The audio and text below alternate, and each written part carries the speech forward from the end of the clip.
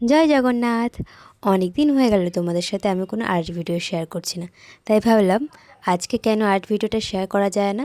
কারণ আজ বাদেই কাল তো রথযাত্রা, তো সেই উপলক্ষেই আমি একটা ছোট্ট আর্ট তোমাদের সাথে শেয়ার করছি। জগন্নাথ অর্থাৎ জগতের নাথ বা জগতের প্রভু। আচ্ছা, রথ কেন টানা হয় আমরা কি জানি? আমি তো জানতামই না, মা আমাকে বললো কথাটা। জগন্নাথ দেবের রথযাত্রা একটি বিশেষ উৎসব। এই সময় ভক্তরা রথের দড়ি ধরে টানেন এবং বিশ্বাস করা হয় যে এতে নাকি পাপ মোচন হয়। আচ্ছা, সত্যি কি তাই? তোমরা আমাকে বলো তো, যে সত্যি কি রথের দড়ি টানলে পাপ মোচন হয় কি হয় না? আসলে এটা হচ্ছে মনের বিশ্বাস, আমার যা মনে হয়।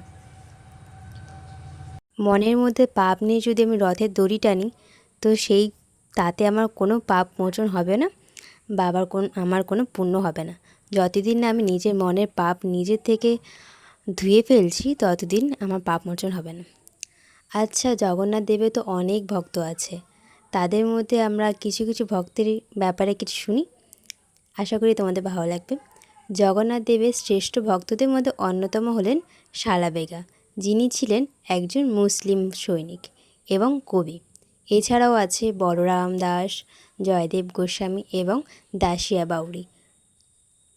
জগন্নাথ দেবের ভক্ত হিসেবে যারা বিশেষভাবে উল্লেখযোগ্য তাদের সম্বন্ধে আমরা কিছু জেনে নিই। যেমন প্রথমেই আছে শালাবেগম, তিনি ছিলেন একজন মুসলিম সৈনিক। তারপরেই বলি বলরাম দাস, তিনি ছিলেন একজন উড়িয়া কবি এবং জগন্নাথ দেবের একজন বিশিষ্ট ভক্ত। দণ্ডী রামায়ণ তার একটি বিখ্যাত রচনা। তারপরেই আসে জয়দেব গোস্বামী, বিখ্যাত গ্রন্থ গীত গোবিন্দ এর রচয়িতা। জয়দেব ছিলেন জগন্নাথের পরম ভক্ত, ভুল ত্রুটি হলে ক্ষমা করো।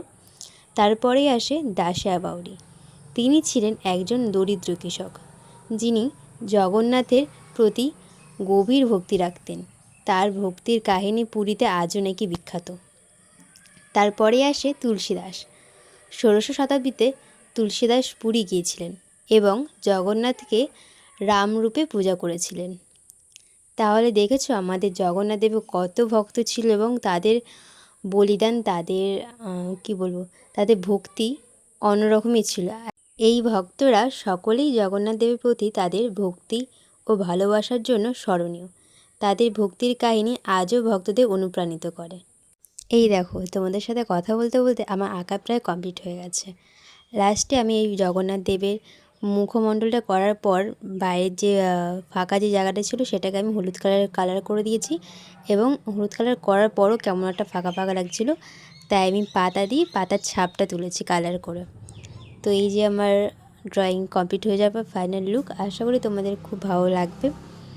আমার এই ছোট্ট প্রচেষ্টা, আমি এর আগে কখনো এরকম আঁকাইনি। আর এই প্রথম আমি জগন্নাথ দেবকে আঁকালাম, প্রভু জগন্নাথ দেব। তো আশা করি তোমাদের ভালো লাগবে। আমি জানি অনেক কিছু বক করেছি, ভুল ত্রুটি হলে আমাকে ক্ষমা করে দিও। তোমার সাথে দেখা হচ্ছে নেক্সট ভিডিওতে। টাটা, সবাই ভালো থেকো, সুস্থ থেকো, আর সবাই রথে যেও, খুব মজা করো।